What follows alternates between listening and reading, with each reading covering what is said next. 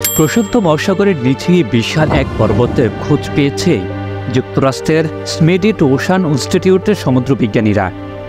সোনার সিস্টেম ব্যবহার করে সমুদ্রতলের মানচিত্র তৈরির সময় চিলির উপকূল থেকে প্রায় ৯০০ মাইল পশ্চিমের সন্ধান পাওয়া এই পর্বতের উচ্চতা ৩,১০৯ মিটার বলে ধারণা করা হচ্ছে।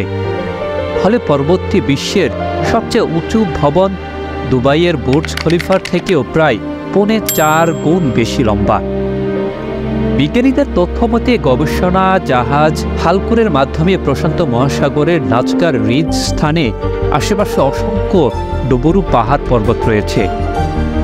এ বিষয়ে বিজ্ঞানীরা আরও বলেন, শব্দ তরঙ্গকে সমুদ্রের নিচে পাঠানো হলে সমুদ্রের তল থেকে তা বাধা পেয়ে ফিরে আসে। এ সময় পরিমাপ করে আমরা সমুদ্রের অবস্থা সম্পর্কে জানতে পারি। পৃথিবীর পৃষ্ঠের ৩/৪ সমুদ্রের তলে, অথচ আমরা কেবল ২৬% সমুদ্রতলের মাপ তৈরি করেছি। প্রশান্ত মহাসাগরের নিচে অনুসন্ধানের সময় একটি বিস্তৃত প্রবাল বাগান খুঁজে পেয়েছে সমুদ্র বিজ্ঞানীরা।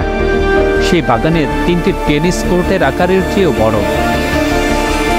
শুধু তাই নয়, ওই এলাকায় বাস করা প্রোবাচুটিওথেস স্কুইড নামের একটি বিরল প্রজাতির স্কুইডের খোঁজ পেয়েছে তারা। এ বিষয়ে তারা আরও বলেন, নাজকা ও সালাস ওয়াইগুমের রিজদের আশেপাশে বাস্তুতন্ত্রের সাধারণত বৈচিত্র্য দেখতে পেয়েছিল তারা। দক্ষিণ পূর্ব প্রশান্ত মহাসাগরীয় অঞ্চলে অসাধারণ জৈবিক বৈচিত্র্য দেখা যায়।